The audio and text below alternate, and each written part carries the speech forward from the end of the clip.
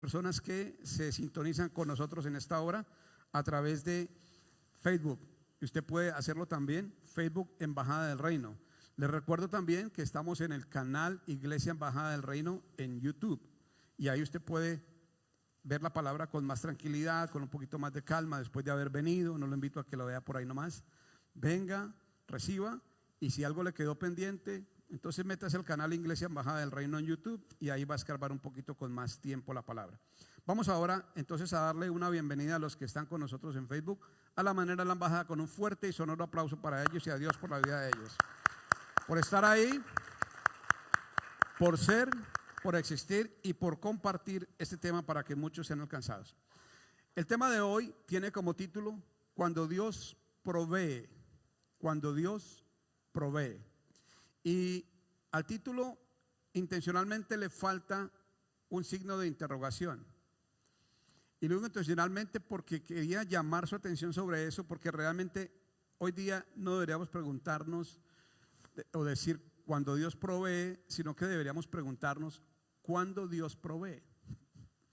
¿Cuándo Dios provee? ¿Cuándo es que el Señor nos da una provisión? Y quiero ir un poco más profundo y decirle qué pasa si yo le digo hoy, si le notifico hoy que Dios ya no provee. Dios ya no provee.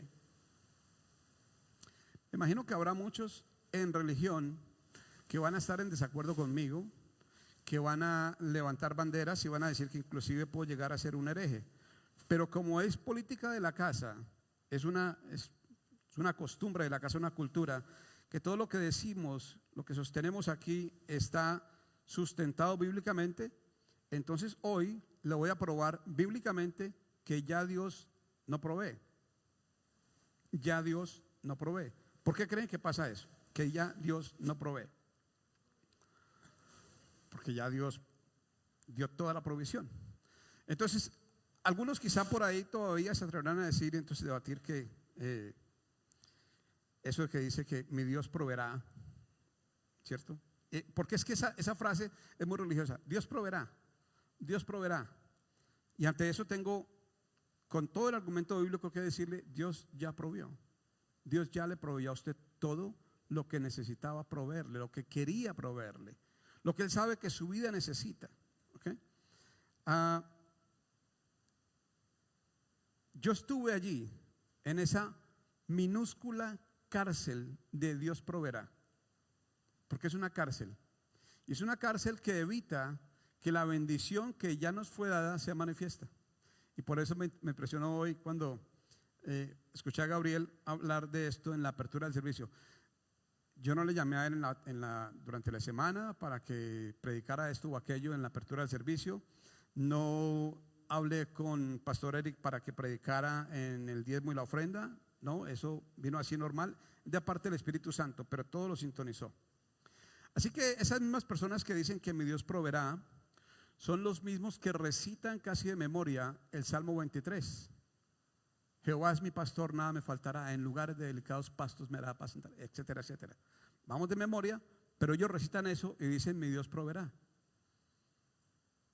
Y parece que no hemos entendido que el Salmo 23 tenía una proyección en Cristo. De hecho, si usted me lo permite, leámoslo, ¿le parece? Leamos Salmo 23 para que estemos claros en el asunto. Si está conmigo ahí, dígame lo tengo. Y entonces dice: Jehová es mi pastor, nada me faltará. En lugares de delicados pastos me hará descansar. Junto a aguas de reposo me pastoreará. Confortará mi alma, me guiará por senderos de justicia por amor de su nombre. Aunque ande en valle de sombra de muerte, no temeré mal alguno, porque tú estarás conmigo. Tu vara y tu cayado me infundirán aliento. Aderezas mesa delante de mí en presencia de mis angustiadores. Unges mi cabeza con aceite, mi copa está rebosando. Ciertamente el bien y la misericordia me seguirán. Ojo, no dice aquí que yo la seguiré, me seguirán todos los días de mi vida, y en la casa de Jehová moraré por largos días. Esto es una profecía mesiánica. Esto es una profecía para mostrar quiénes somos hoy día en Cristo. Y estaba en el Salmo 23 y lo hacía David, pero estaba anticipando para dónde íbamos a estar nosotros. Por eso una cosa es entender el Salmo 23 desde la perspectiva davídica de David, y otra cosa es entenderlo en la posición mesiánica, en la posición de Cristo. Porque ya todo esto me fue dado. O por qué dirá allí que me guiará por sendas de justicia por amor de su nombre. Y dice que el Espíritu Santo nos va a llevar a toda verdad y justicia. ¿Dónde está el Espíritu Santo hoy? En cada uno de nosotros. Así que esto ya se cumplió, ya tiene cumplimiento. Pero es que quedarse allí estacionado con carácter futurista, más adelante, ay, nada me faltará, el Señor ya te lo dio todo para que nada te falte. Pero esto no va a ser suficiente que yo le lea hoy para que usted esté convencido, y por eso vamos a ir más adelante. Leer el Salmo 23 y quedarse allí es quedarse y haberse quedado estacionado en el tiempo. Suponga usted que usted va a un parque de diversiones, que va a un mall, señoras, por ahí alguien les habla, que va a un mall, y usted llega al mall o al parque de diversiones y se queda estacionado allí. Ahí. Y después de mucho tiempo dice, pero es que yo no vi nada del parque, o es que no compré nada en el mall. Pues porque usted se quedó estacionado. Estacionado en el tiempo están en el Salmo 23, Jehová es mi pastor, nada me faltará. Y todavía se quejan, ¿y por qué Dios no se mueve a mi favor? Y todavía nos quejamos, ¿y por qué Dios no obra a mi favor? Pero realmente si entendemos eso, pues definitivamente entraremos. Si entendemos lo que hoy vamos a hablar, habremos entrado en la verdad. Porque a este personaje que se queda estacionado en el Salmo 23, nadie le ha mostrado la verdad. Nadie le ha hablado del hombre en Cristo, de la persona, del ser humano en Cristo. A él nadie le ha hablado de eso. A él le han hablado de religión. A él le han hablado de tienes que hacer para merecer. A él lo han manipulado con un montón de cosas. Pero él no ha entendido que el hombre en Cristo ha sido ya alcanzado por un nuevo pacto. Y ese nuevo pacto fue rubricado, fue firmado, está establecido en la sangre de Cristo, en la sangre de Jesús. Hay que decir bien la distinción. Ese nuevo pacto ya está establecido, y lo mejor del asunto es que el nuevo pacto ya está consumado. ¿Recuerdan?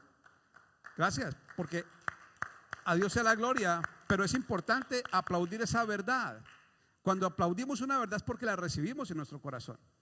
Es que, si mal no recuerdo, y creo que usted también puede recordar eso, hubo un hombre que en la cruz, sin haber conocido pecado, se subió como pecado para que la deuda tuya y mía fuera pagada, y para adelantarnos en el camino millones de años. Y cuando murió, entregó su espíritu. Antes dijo, consumado es. Consumado es. O sea, todo había sido consumado. Todo lo que se nos iba a dar, ahí se nos estaba dando. Ahí nos estaba haciendo Dios la entrega de toda bendición que nos podía dar. Ya fue cumplido. Ese nuevo pacto ya fue cumplido. Y en ese pacto Dios nos dio toda la provisión. Entonces pregúntese, ¿cuándo Dios provee? Y cuando usted caiga en cuenta de todo lo que le voy a decir hoy, usted dirá, ya Dios proveyó. Y nuestra boca cambiará en el entendimiento. Porque es que cuando oímos a una persona hablar, entendemos lo que hay en el interior de su corazón. Si o no lo sabemos bíblicamente, lo probamos. ¿Qué dice? De la abundancia del corazón habla la boca. Eso nos llenamos la boca de agua diciendo eso. De la abundancia del corazón habla la boca. Pero cuando estamos hablando con hermanos en Cristo, no nos damos cuenta de cómo es que hablan, para saber qué les falta. Porque lo que a él le falta yo se lo puedo dar si es que yo lo tengo. Y esa es la idea. Me gustó mucho entender que Gabriel decía, petición de mis hermanos, pues abro los cielos. Realmente en el entendimiento los cielos están abiertos, pero sea lo que él se refería, que definitivamente voy a desgranar las bendiciones que ya me fueron dadas, ¿ok? Entonces, ya tenemos en cuenta eso, ¿no? Ya Dios no provee. ¿Por qué? Porque ya Dios proveyó todo. Pero vamos a ponerle Biblia a esto para probar exactamente lo que estamos hablando. Vamos a Efesios 1, 3 al 7. Efesios 1, capítulo 1, versículos 3 al 7.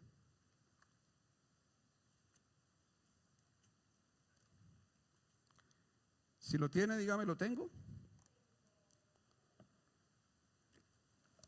Ok. Y vamos a leerlo pausadito para poder entenderlo, para poder digerirlo y procesarlo, para asimilarlo. Bendito sea el Dios y Padre de nuestro Señor Jesucristo. Ojo que aquí le están notificando que usted y yo tenemos un Señor. Y el Señor es el dueño de todo, como nos decía, notificaba en la oración por la ofrenda del pastor Eric. El Señor es el dueño de todo, si no, no es Señor. Que nos bendijo. ¿Cuál es el tiempo del verbo ahí? ¿Pasado, presente o futuro? Bendijo, pasado. Con toda bendición espiritual en los lugares celestiales en Cristo. Cuando dice toda, ¿queda algo por fuera? No, porque ese es el pleroma de Dios, es la plenitud. Todo en Dios es todo, Él no deja por fuera. Dios no miente, Dios no es escaso, Dios no da verdades a medias. Eso lo hace el mundo. Pero cuando Él dice que nos bendijo con toda bendición, es toda bendición. Y es tiempo pasado. Y ahí no sobra ni falta ninguna bendición. Pero dice allí, según nos escogió en Él antes de la fundación del mundo, para que fuésemos santos y sin mancha delante de Él. Oh, entonces usted y yo fuimos escogidos antes de la fundación del mundo. Recuerde que una cosa es lo que pasó antes de que usted llegara aquí, salido del vientre de una madre. Otra cosa es lo que pasó desde que salió del vientre hasta que aceptó la verdad en Cristo. Ese es un paréntesis de vida. De eso no hay que acordarse. Yo me tengo que acordar de lo que pasó cuando fui escogido. Dios me escogió, la mente perfecta de Dios me escogió a mí, te escogió a ti, nos escogió a nosotros para ser santos y sin mancha delante de Él. Y si Dios escogió, y si Dios es fiel, y si Dios es sabio, y si Dios es todopoderoso, quiere decir que no hay forma de que tú y yo le saquemos a esa santidad.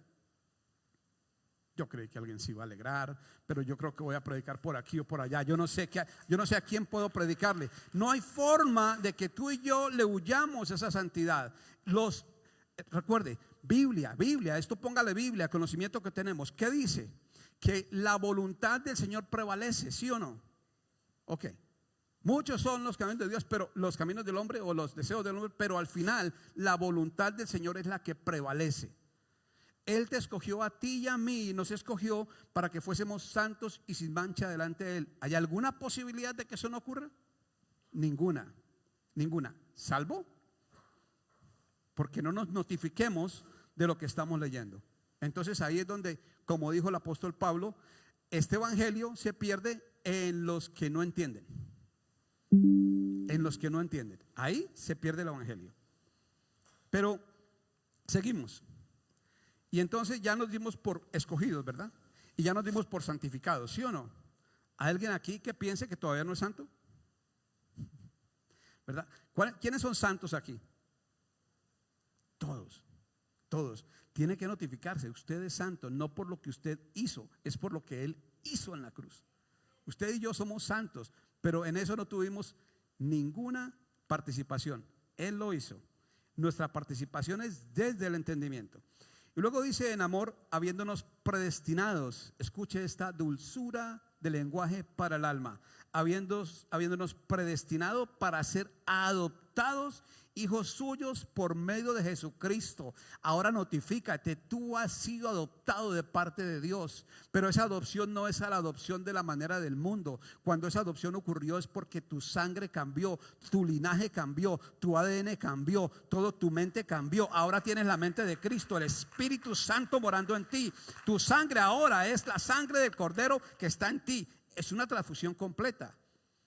Por eso es necesario entender, familia, que cuando Jesús dijo, las aves del cielo tienen tienen nidos y las zorras tienen guaridas, pero el Hijo del Hombre no tiene dónde posar su cabeza, dónde poner su cabeza. Él no estaba hablando de una condición de pobreza de él mismo. Él estaba hablando de que aún no ocurría la cruz, aún no había sido derramada la sangre, aún no había sido operado la transfusión de sangre que se necesita para que la cabeza del Dios poderoso, la cabeza de Cristo, sea puesta sobre un cuerpo. Aún no había cuerpo, pero cuando Él murió se constituyó el cuerpo. Cuando entregó su sangre se limpió el cuerpo y ahora estaba todo listo para que la transfusión de cabeza a un cuerpo que antes era imperfecto, ahora perfecto, pusiera la cabeza de Cristo en él. Y por eso ahora la Biblia declara: tenemos la mente de Cristo. Tenemos la mente de Cristo. Ok, y sigue la escritura diciendo: para que fuéramos hijos suyos por medio de Jesucristo, según el puro afecto de su voluntad. ¿El afecto de la voluntad de quién? De Dios. ¿Sí o no que la voluntad de Dios se cumple siempre? Bueno, tampoco entonces podemos sustraernos de la paternidad que Él nos dio. ¿Sí lo notan? Tampoco podemos. Un simple ser humano no se puede oponer a la voluntad de Dios. Dice entonces: para alabanza de la gloria de su gracia, con la cual nos hizo aceptos en el amado. Y aquí se responde quizá la pregunta de Cristian: ¿se necesita fe para ser salvos? No, se necesita gracia. Ya la fe le es dada a cada uno según una medida, ¿no? De ahí en adelante, recuerden que dice Pablo: es por gracia, para que nadie se glorie. Es que yo tengo mucha fe. No, es por gracia. Que dice, y para que sea por fe. Pero esa fe no es ni siquiera nuestra. Esa fe no es ni siquiera nuestra. Es un don de Dios.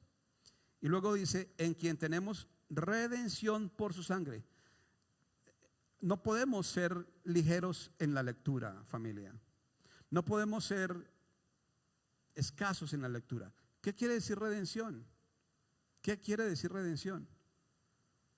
Cuando usted lea palabras que le saltan ahí: en quien tenemos redención por su sangre, entonces mire qué quiere decir redención. Es ser comprado de vuelta. Estábamos vendidos al pecado, Él nos compra de vuelta a la santidad, a la perfección, a la pureza, a la excelencia. Y dice: el perdón de pecados según las riquezas de su gracia. ¿Lo nota otra vez? Es por gracia. Quiero decir con esto, familia, que Dios no es un dador a medias. Dios no da la bendición a medias. Y también quitémonos de la cabeza el chip que nos han puesto, que Dios nos da y luego nos quita. No. Dios no quita lo que Él da. Cualquiera me dirá que Job dijo: el Señor Dios dio, el Señor Dios quitó, bendito sea el nombre de Dios. Pero recuerde que es que Job no sabía quién le estaba quitando. Job todavía no sabía que el que le estaba quitando era el diablo. Pero usted y yo sabemos que a nosotros como hijos de Dios, es que a Job le faltaba el Espíritu Santo. Es que todavía no había la cruz cuando Job. Entonces a ti y a mí como hijos de Dios, ya el diablo no nos puede quitar nada. Nada. ¿Y por qué entonces algunas veces parece que perdiéramos lo que Dios nos dio? Bueno, porque en mala mayordomía despilfarramos, desperdiciamos lo que Dios nos dio, y a Dios no le gusta el desperdicio.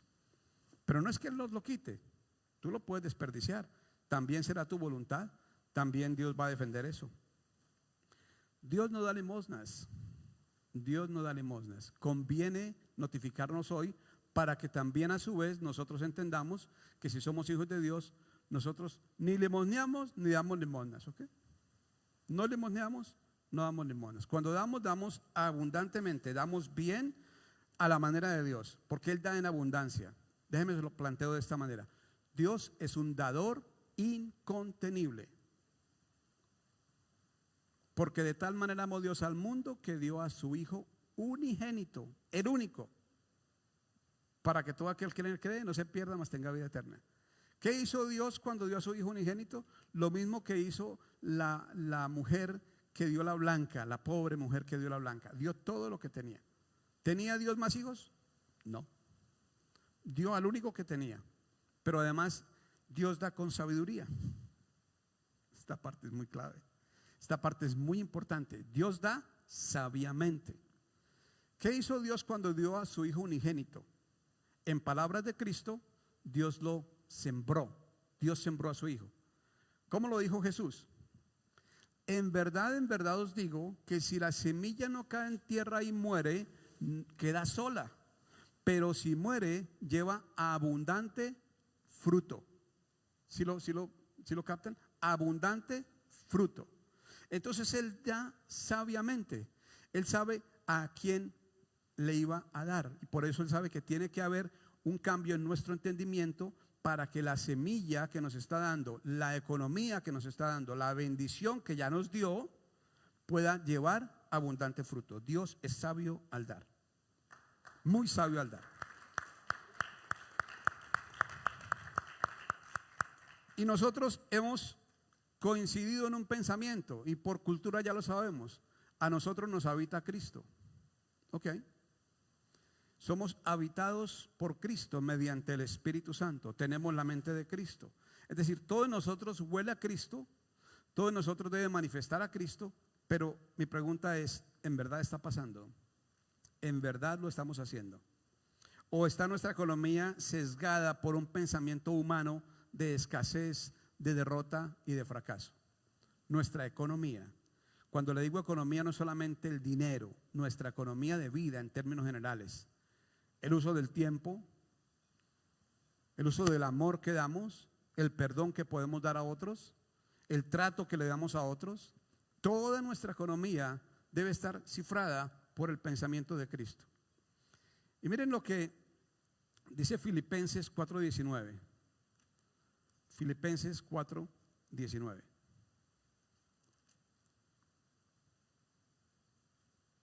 ¿Está ahí? Okay. Mi Dios pues suplirá todo lo que os falte de acuerdo a sus riquezas en gloria en Cristo Jesús. ¿Recuerdan qué decía Efesios 1:3? Bendito el Dios y Padre de nuestro Señor Jesucristo, que nos bendijo con toda bendición espiritual en los lugares celestiales en Cristo Jesús. Sígale la pista a ese en Cristo Jesús, porque aquí se lo repite. En Cristo Jesús. Así que toda bendición es en Cristo Jesús. Todo lo que usted y yo podríamos haber obtenido está depositado en Cristo Jesús. Está ahí. Ahora, hay un problema. Si se entiende Filipenses 4:19 sobre la base de Cristo como una vasija en la que están todos los tesoros y a la que yo puedo acudir para sacar ahí, ¿le ha tocado algún sorteo de esos de la bolita sorpresa? Que usted entra ahí sin ver y a ver qué le sale. Si usted toma esto como eso, todavía seguimos en religión. Si usted toma eso como la bolsa de sorteos en la que usted saca algo a ver qué le tocó, todavía está en religión. Pero hoy quiero llevarlo a descubrir una verdad, porque hay un camino muy largo y doloroso, si se quiere, del Salmo 23 a Filipenses 4:19. Muy largo y muy doloroso. Y déjenme lo explico de esta manera.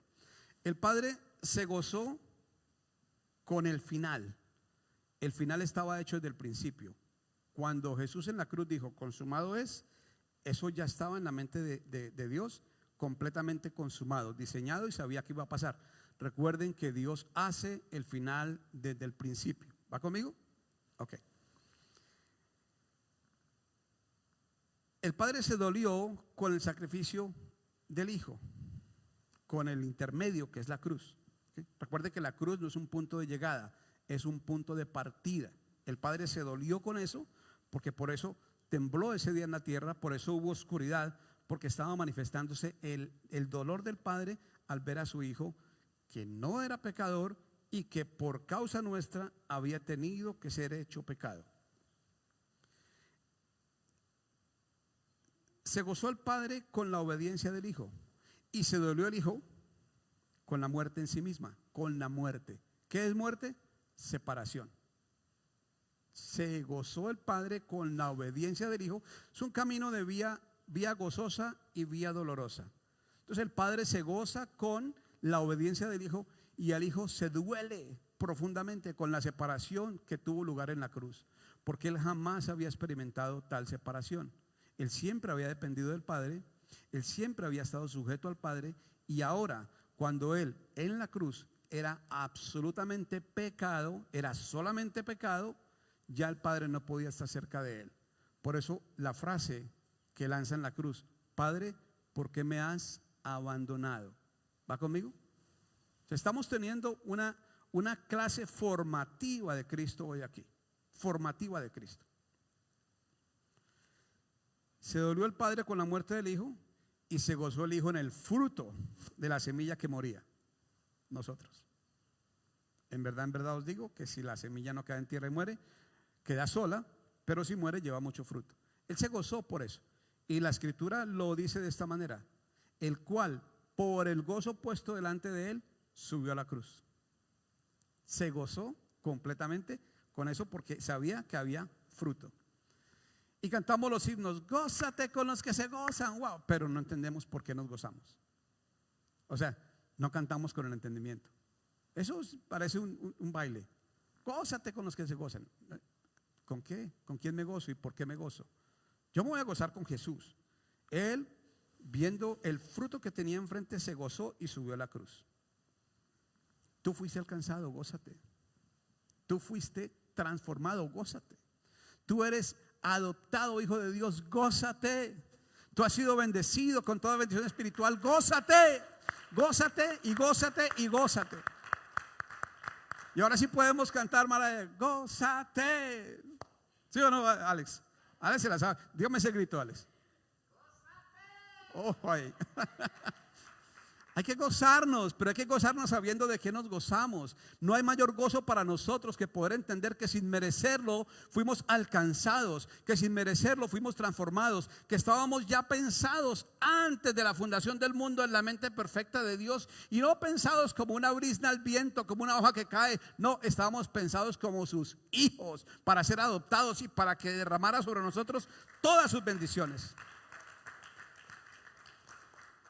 Es que en Cristo están todas las bendiciones.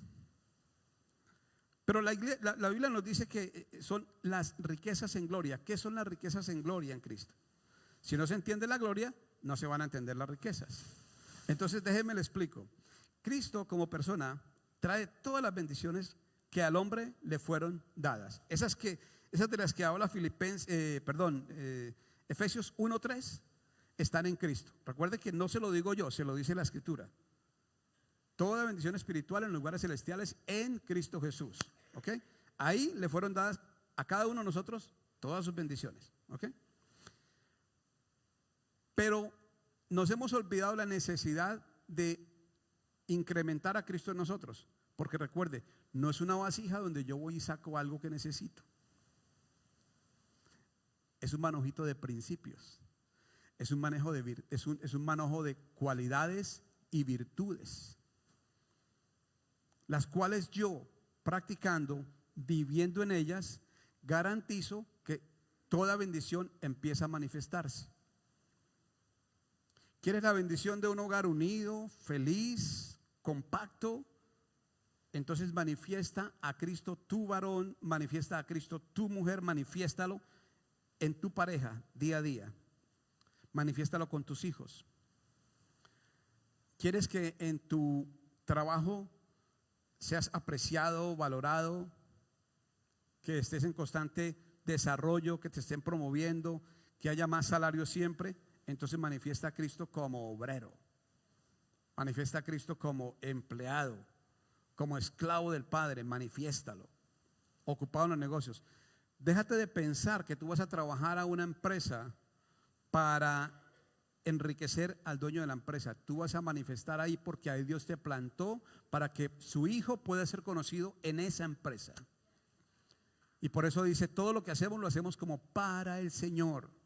Fuiste plantado ahí para que Cristo sea conocido por alguien. Puede que no lo conozcan los 15, 20, 100, 350 empleados que tiene la empresa, pero si alguien lo conoce porque tú lo manifiestas, ya hiciste la tarea. Y te aseguro que eso te llevará en promoción y en ascenso. ¿Qué bendiciones le pides tú hoy al Padre? Yo voy a ir un poquito más adelante sobre esto, pero ¿qué bendiciones le pides tú al Padre? ¿Qué tal si hacemos una encuesta? ¿Qué bendición le pedirías tú al Padre hoy? ¿Qué bendición es la que todavía no has visto? ¿Alguien? Quizá una casa, un mejor puesto, un crecimiento en la empresa, quizá sabiduría, quizá mayor rendimiento económico, qué sé yo. ¿Qué bendición le pedirías? ¿Salud? ¿Qué bendición le pides tú? La bendición de algunos es que mi esposo cambie, ay, que mi esposa cambie. Pero hoy te voy a probar que pedir todo eso es simplemente una falta de entendimiento. Y no es que no debamos pedir, es que la oración como tal es un estado de conciencia, manifiesta un estado de conciencia, pero voy para allá. De repente, no sé, le podremos pedir sabiduría, buena mayordomía, éxito en todo lo que hago. Y éxito, déjeme citar aquí a un gran pensador, Nightingale. Y él dice, éxito es el desarrollo progresivo de un fin noble, el alcance progresivo de un fin noble.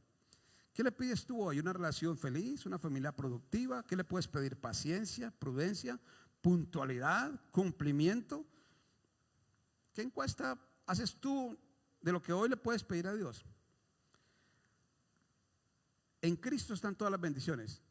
Y repetimos, no es el saquito donde puedo sacar lo que estoy necesitando. Es un manojito de principios y valores que Él tiene.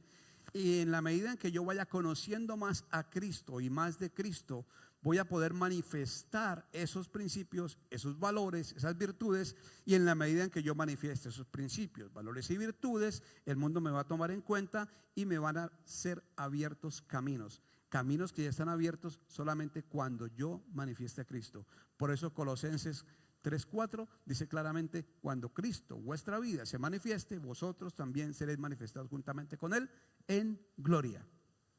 ¿Qué es gloria? Bueno, gloria es una naturaleza impartida. Gloria es una naturaleza. Recuerden, el perro tiene su gloria, las aves tienen su gloria. ¿Cuál es la gloria del perro? Que ladra y mueve la cola, que está feliz cada vez que el amo está alrededor. Esa es la gloria del perro. ¿Cuál es la gloria de las aves? Que vuelan. La gloria de los peces, que nadan. La gloria de las estrellas, que brillan. La gloria de los hijos de Dios, ¿cuál es? Que manifestamos a Dios. ¿Lo nota? Esa es la gloria. Pero es que esa gloria tiene unas riquezas que vienen con ella. He aquí yo vengo y mi galardón conmigo, dice el Señor. Entonces, esa gloria es la que el mundo está pidiendo ver en cada uno de nosotros. Cada uno de nosotros. El hombre que viva a Cristo como principios. Déjenme le explico esto. Cristo es persona y es principios. El mundo toma los principios de Cristo y rechaza a la persona de Cristo. Los cristianos, entre comillas, tomamos la persona de Cristo y rechazamos los principios. Porque de principios, al interior de las iglesias, entre comillas, no aquí, realmente lo digo con corazón, no dentro de la embajada, las iglesias rechazan los principios de Dios. ¿Por qué? Porque viven bajo los principios del pastor, bajo los principios de la denominación, pero no bajo los principios de Cristo. ¿Saben quién lo expresó de una manera frontal, radical, áspera? Mahatma Gandhi. Le predicaron a Cristo y estuvo a punto de recibirlo. Dijo: a mí me gusta su Cristo, mucho, pero no me gusta su cristiandad, porque su cristiandad no se parece en nada a su Cristo. Duro, ¿no? Durísimo. Su cristiandad no se parece en nada a su Cristo, porque no hay principios. Entonces, el hombre que viva a Cristo como principios y lo exprese en cada esfera de su vida, vivirá entonces y verá la manifestación plena de las bendiciones que ya son en Cristo. Entonces, note que no es una vasijita donde usted saca lo que necesita, es un manojo de virtudes que usted aprende, reconoce, vive y practica. Y cuando los practica, usted va ascendiendo en todo. Su economía va mejorando, todo. En términos generales, economía, digo yo, no es economía, viene de oikonomía, la administración de la casa. O sea, toda su casa va a estar administrada con sabiduría. Le voy a poner un ejemplo simple. Proverbios 18:16. Con esto terminamos. Proverbios 18:16.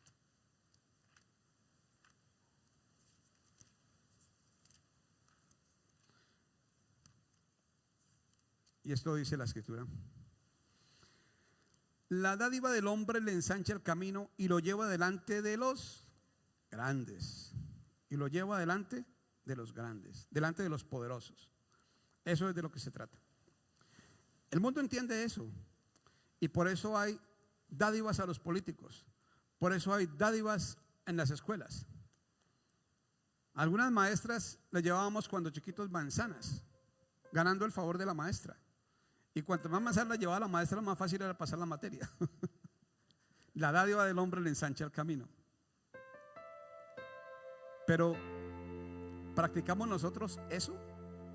Recuerden que Dios fue completamente dadivoso, generoso, cuando entregó a su único hijo para que nosotros pudiéramos ser prácticos.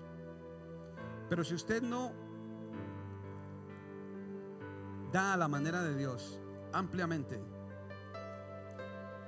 y olvida lo dadivoso que es Cristo como dador, entonces no ha pasado nada. El día que a usted y a mí se nos ilumine el dador alegre que es Dios, el dador incontenible que es Dios, entonces saldremos de la escasez. El hombre que no ha entendido esto nunca andará en un camino ensanchado. La dádiva del hombre le ensancha el camino y vivirá en un camino de estrechez que él mismo se ha labrado, pero por la mentalidad. Es un camino estrecho donde él anda, incómodo, pero porque su mentalidad no le ha permitido entender el camino ancho que le daría ser dadivoso. Quien no ha entendido el gran mensaje de Jesús en el monte de los olivos, diciendo: haz a otros como quieras que otros hagan contigo. El que no ha entendido que allí está expresado un principio de siembra y cosecha, una ley de siembra y cosecha. Haz a otros como quieras que otros hagan contigo. El mundo nos cambió la torta, nos cambió nos volteó la hamburguesa. ¿Y qué dice el mundo? No hagas a otros lo que no quieras que otros hagan contigo. No, aquí se trata de hacer.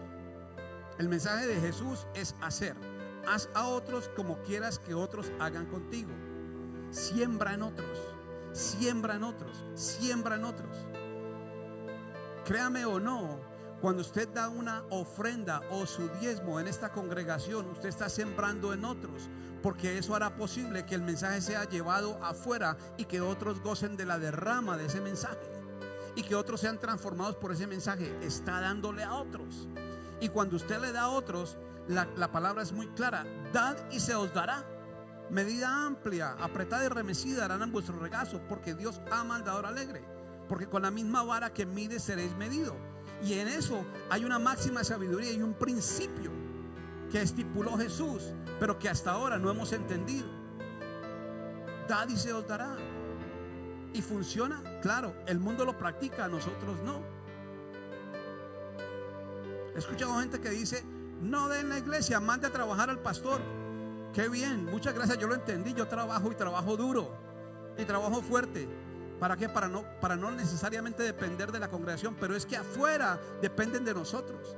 Afuera dependen de nosotros. Escúcheme, lo que está pasando afuera es que hoy miles, millones de personas que podrían escuchar un mensaje liberador como este, un mensaje de verdad como este, un mensaje que trae paz, que trae reconciliación con el Señor, un mensaje pleno de verdad, no lo están escuchando porque simplemente no está pasando, porque el mensaje es gratis, pero llevarlo cuesta.